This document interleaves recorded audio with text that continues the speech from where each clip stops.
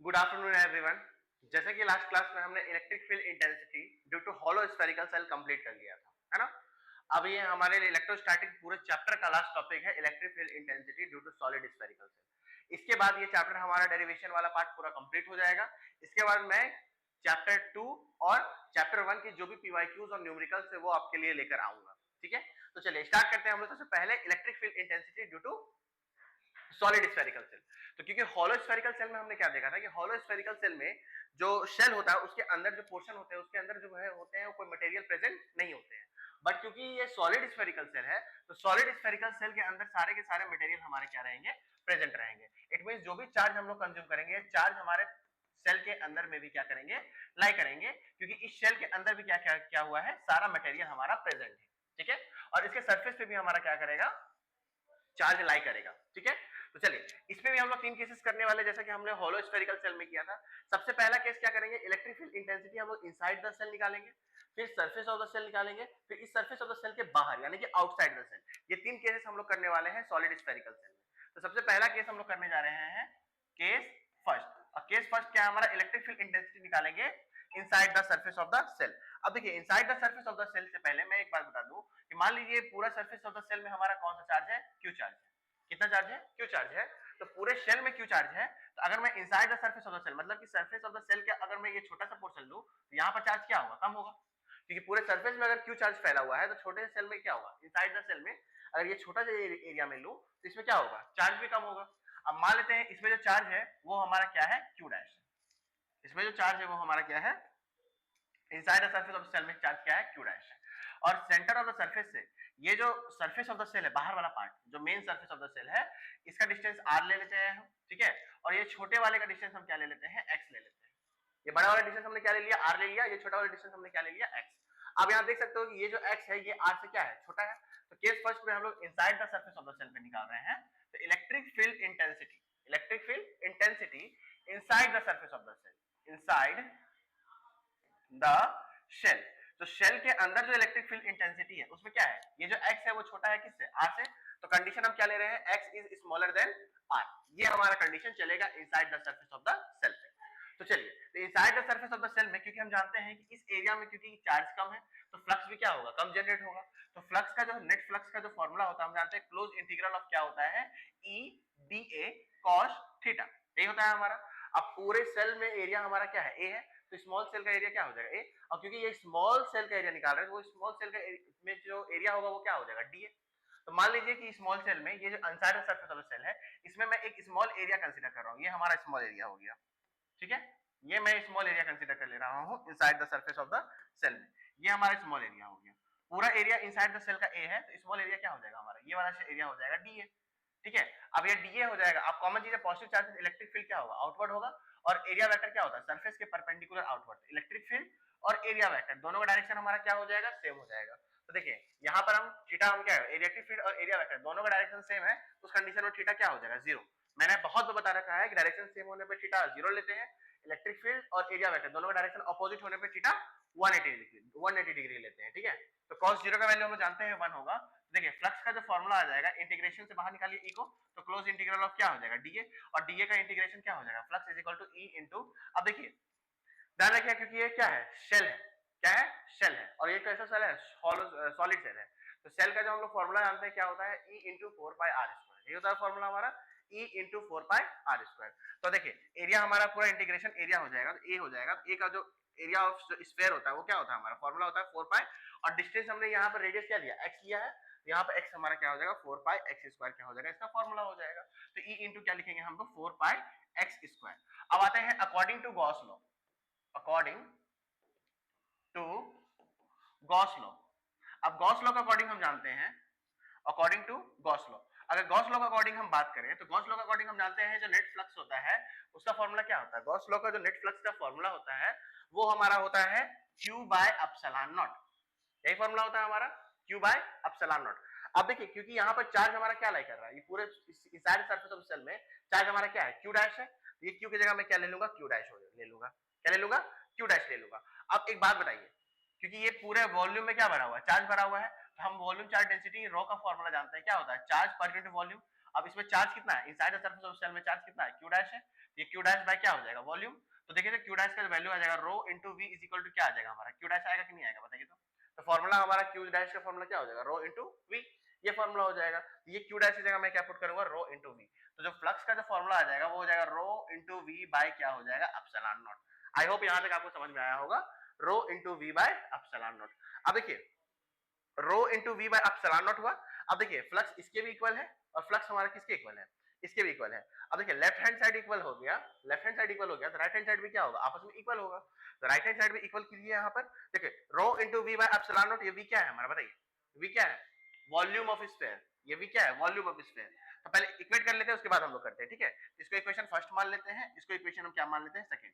तो from equation 1 and 2 से देखिए e into 4 pi x square ये बराबर होगा किसके, rho into V by epsilon naught. तो फ्रॉम ले लेते हैं from equation 1 and 2, from equation 1 and 2 से। तो इक्वेशन 1 एंड 2 से अगर ले लें हम, देखिए इक्वेशन 1 एंड 2 से क्या है हमारा, यहाँ पर देखिए तो e 4 पाई एक्स स्क्वायर बराबर है रो वी बाय एप्सिलॉन नॉट के। देखिए तो e into 4 pi x square ये बराबर होगा किसके, तो रो v बाय एप्सिलॉन नॉट के। अब v क्या है, वॉल्यूम ऑफ स्फीयर, और हम जानते हैं वॉल्यूम ऑफ स्फीयर क्या होता है, 4/3 पाई r का क्यूब। और r की जगह यहाँ हमने डिस्टेंस क्या लिया है, r की जगह हमने डिस्टेंस x लिया है, तो यहाँ पर r की जगह हम क्या लिखेंगे, 4/3 पाई x का क्यूब। आई होप यहाँ तक आपको समझ में आ रहा हो, ठीक है। तो v की जगह मैं क्या पुट करूंगा, 4/3 पाई x का क्यूब, है ना। रेडियस हमारा x है तो इसको मैं रेडियस x पुट करूंगा, ठीक है। तो 4/3 पाई x का क्यूब ये v की जगह अगर हम पुट करते हैं तो देखिए e is equal to multiply में 4 पाई एक्स स्क्वायर क्या होगा, डिवाइड में, तो रो इंटू v की जगह में ये वैल्यू पुट कीजिए, तो 4/3 पाई x का क्यूब हो जाएगा और डिवाइडेड में ये 4 pi x square, 4 pi x square और इनटू में क्या हो जाएगा, एप्सिलॉन नॉट हो जाएगा। एप्सिलॉन नॉट अपनी जगह पे 4 पाई एक्स स्क्वायर यहाँ आ जाएगा। अब देखिए ये एक्स स्क्वायर से ये क्यूब कट गया हमारा, 4 पाई से ये 4 और पाई कट गया। अब देखिए यहाँ 3 हमारा डिवाइड में है ना, न्यूमरेटर से डिवीजन वाला पोर्शन, ये नीचे से मल्टीप्लाई हो जाएगा। तो इलेक्ट्रिक फील्ड इंटेंसिटी हमारा inside the surface of the cell क्या आ जाएगा, rho x by 3 epsilon naught. ये हमारा आ गया electric field intensity inside the surface of the cell. ये बहुत इंपॉर्टेंट फॉर्मूला है, जेईई मेंस वगैरह में भी क्वेश्चंस आते हैं, वो क्वेश्चंस मैं आपको बताऊंगा अभी बाद में, ठीक है। Rho x by 3 epsilon naught क्या हो गया, electric field intensity inside the cell का हमारा फॉर्मूला आ गया। सिमिलरली अगर हम बात करें, देखिए ये तो हमारा केस फर्स्ट था। केस फर्स्ट में क्या था, हमारा रेडियस क्या था, यहाँ पर r की जगह मैंने क्या लिया, रेडियस x लिया। अब एग्जैक्ट मैं on the surface of the cell पे निकालो, तो सरफेस ऑफ द सेल पे हमारा इलेक्ट्रिक फील्ड इंटेंसिटी क्या होगा, सेम प्रोसेस अगर हम करेंगे तो फॉर्मूला क्या आएगा, rho x by 3 epsilon naught. But rho x by 3 epsilon naught की जगह यहाँ पर x क्या है, x की जगह हम लोग क्या लेने वाले हैं, तो यहाँ पर x की जगह हम लोग क्या लेंगे, ये x की जगह बस r ले लेंगे, बाकी सेम प्रोसेस करना है आपको, ठीक है। तो देखिए केस 2 पे निकालते हैं हम लोग, क्या लेते हैं, केस 2। तो केस चलिए लेते हैं, चलिए आते हैं केस 2 पे। केस 2, तो केस 2 पे क्या है, electric field intensity on the surface of the cell, on the surface of cell, surface of cell. तो electric field intensity on the surface of the cell पे निकालेंगे, सेम फॉर्मूला लेंगे, but e 4 pi x की जगह हम यहाँ क्या ले लेंगे, r स्क्वायर, और यहाँ पर रो v बाय 3 एप्सिलॉन नॉट है, v की जगह हमने क्या लिया था, 4/3 पाई x क्यूब लिया था। तो सरफेस यानी कि इस सेल के सरफेस, ये सरफेस पे हमारा क्या होगा, ये जो इस सरफेस पे हमारा डिस्टेंस ये क्या हो जाएगा, ये हमने क्या लिया है r, तो x की जगह बस हम लोग r ले लेंगे। तो फॉर्मूला क्या आ जाएगा, electric field intensity on the surface of the cell का रो r बाय क्या आ जाएगा, 3 एप्सिलॉन नॉट आ जाएगा on the surface of the cell पे, ठीक है। तो electric field intensity on the surface of the cell पे क्या आ जाएगा, rho r by 3 epsilon naught. और उस कंडीशन में ये जो x है, ये x हम लोग किसके इक्वल ले लेंगे, r के इक्वल, क्योंकि हम लोग सरफेस ऑफ द सेल पे ये x भी यही होगा और r भी हमारा क्या होगा, यही होगा। तो on the surface of the cell में x किसके बराबर ले लेंगे हम लोग, r के बराबर, इसीलिए x की जगह हम लोग क्या पुट कर दिए हैं, r पुट कर दिए। तो जहां जहां x था वहां वहां हमने क्या पुट कर दिया, r पुट कर दिया, किस पे, तो on the surface of the cell पे, ठीक है। और याद रखिएगा on the surface of the cell में इलेक्ट्रिक फील्ड इंटेंसिटी सबसे ज्यादा होगा, ठीक है। इस कंडीशन में क्या होगा, इलेक्ट्रिक फील्ड इंटेंसिटी क्या होगा, सबसे ज्यादा होगा। अब आते हैं electric field intensity outside the surface of the cell पे, ठीक है। तो outside the surface of the cell की अगर हम बात करें, हाँ, electric field intensity outside the surface of the cell पे, चलिए तो उसको भी हम लोग देख लेते हैं, electric field intensity outside the surface of the cell, ठीक है। तो देखिए तीसरा केस हमारा क्या है, केस थर्ड, मैं केस थर्ड को इधर लिख दे रहा हूं, ठीक है। तो ये हमारा हो जाएगा केस थर्ड। आप ध्यान दीजिएगा, electric field intensity outside the surface of the cell पे कंडीशन क्या है? अब आउटसाइड द यानी कि सरफेस ऑफ द सेल के क्या निकालेंगे हम लोग? बाहर, सरफेस ऑफ द सेल के बाहर। तो बाहर में मैंने आपको क्या बताया, जैसे जैसे डिस्टेंस बढ़ेगा वैसे वैसे इलेक्ट्रिक फील्ड क्या होता है? कम होता चला जाता है, क्योंकि इलेक्ट्रिक फील्ड का जो फॉर्मूला होता है वो क्या होता है? KQ/r²। तो डिस्टेंस अगर आप बढ़ाओगे तो इलेक्ट्रिक फील्ड क्या हो जाएगा? कम हो जाएगा, जैसे जैसे रेडियस बढ़ाओगे। अब ले लेते हैं हम लोग यहाँ से यहाँ तक का डिस्टेंस, क्या ले ले रहे हैं? x ले ले रहे हैं। ये तो हमारा स्मॉल r तो पहले से था ही, तो ये x जो है वो अब r से क्या हो गया? देखिए ये r है, outside surface of the cell, अब ये डिस्टेंस क्या हो गया? x हो गया। तो x अब किससे बड़ा हो गया? r से बड़ा हो गया। तो outside the surface of the cell में कंडीशन क्या हो गया? आउटसाइड द सेल, है ना? Outside, outside the shell. तो आउटसाइड द शेल में इलेक्ट्रिक फील्ड इंटेंसिटी में क्या हो गया? x जो हो जाएगा वो बड़ा हो जाएगा किससे? r से।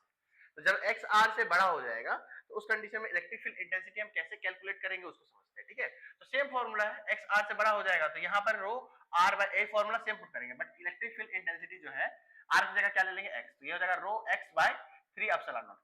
अब यहाँ आप देख सकते हो कि ये x और ये e दोनों एक दूसरे के क्या आ रहा है? डायरेक्टली प्रोपोर्शनल आ रहा है। दिख रहा है ना आपको? ये रो x बाय क्या है? Rho x by 3 epsilon naught. ये दोनों एक दूसरे के क्या आ रहा है? डायरेक्टली प्रोपोर्शनल आ रहा है। इस बात को आप देख सकते हो, ठीक है? तो x जब डायरेक्टली प्रोपोर्शनल आ रहा हो तो उस कंडीशन में हम क्या कर सकते हैं? देखिए ये x क्या है? डायरेक्टली प्रोपोर्शनल, मतलब डिस्टेंस जितना ज्यादा बढ़ाएंगे वैसे इलेक्ट्रिक फील्ड बढ़ता चला जाएगा। उस इस कंडीशन में यही हमको पता चल रहा है, इस कंडीशन में यही पता चल रहा है कि इलेक्ट्रिक फील्ड और डिस्टेंस एक दूसरे क्या है? डायरेक्टली प्रोपोर्शनल है। तो आप प्रोपोर्शनलिटी x को क्या करना होगा? वो नीचे लाना होगा। तो नीचे लाने के लिए रो का फॉर्मूला हमको पता है, क्या होता है? Charge per unit volume. क्या होता है? Charge per unit volume. तो देखिए रो का फॉर्मूला चार्ज यूनिट वॉल्यूम होता है, ये फॉर्मूला मैं यहाँ पुट करने जा रहा हूँ। तो E इज इक्वल टू क्या होगा? Q x by v into क्या हो जाएगा? 3 एप्सिलॉन नॉट। v की जगह फॉर्मूला पुट कर देंगे, क्या? वही वाला 4/3 पाई x का क्यूब, क्योंकि वॉल्यूम ऑफ स्फीयर वही होता है। तो E इज इक्वल टू क्या हो जाएगा? Q इंटू एक्स बाय 4/3 पाई x का क्यूब इंटू में क्या हो जाएगा? 3 एप्सिलॉन नॉट। अब देखिए पाई x का क्यूब है, ये क्यूब से ये x कटा, यहाँ क्या बन जाएगा? x स्क्वायर हो जाएगा, ठीक है? अब इसको क्या कीजिए, एक काम कीजिए, और ये 3 से ये 3 हमारा क्या हो जाएगा? कैंसल आउट हो जाएगा। आप देख सकते हो ये 3 से ये 3 कैंसल आउट हो गया, क्यूब से x कट गया, तो 4 पाई x स्क्वायर क्या हो जाएगा? Epsilon naught. तो हमारा जो फॉर्मूला आ जाएगा इलेक्ट्रिक फील्ड का, q bye 4 pi x square क्या हो जाएगा? एप्सिलॉन नॉट आ जाएगा। ये इलेक्ट्रिक फील्ड इंटेंसिटी आ जाएगा किस पे? तो outside the surface of the cell पे। बस ये बात ध्यान रखिएगा, outside the surface of the cell पे यहाँ पर देख सकते हो इलेक्ट्रिक फील्ड, और देखिए यहाँ डिस्टेंस एक दूसरे का क्या हो गया? इनवर्सली प्रोपोर्शनल रिलेशन में आ गया, जो हमारे लिए क्या था, जो हमने प्रूफ किया था इलेक्ट्रिक फील्ड में, वो हमारा यहाँ पर सही साबित होगी, ठीक है? अब इसका ग्राफिकल रिप्रेजेंटेशन भी देख लेते हैं, ग्राफिकल रिप्रेजेंटेशन कैसे किया जाता है, ठीक है? तो देख लेते हैं ग्राफिकल रिप्रेजेंटेशन।